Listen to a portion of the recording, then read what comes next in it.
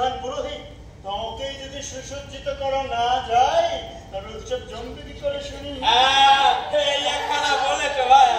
এই দেখো ভাই, আমি বিদেশি, তবে তোমরা যদি আমায় আপন ভাবো তবে মহারাজের অনুমতি নিয়ে একটা প্রস্তাব পেশ করি।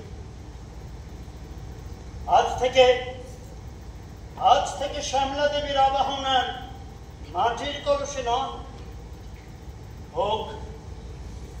হোক স্বর্ণ কলসে। আর সে কলস প্রদান করবো আমি।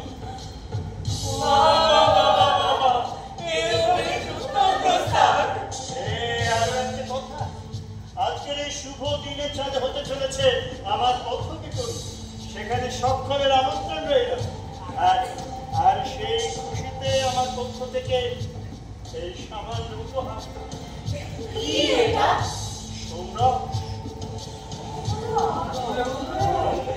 তোমাদের উৎসবকে আরো বেশি উপভোগ করে তুলবে। এই চলো, আজ থেকে স্বর্ণ কলসেই হোক দেবীর আবাহন।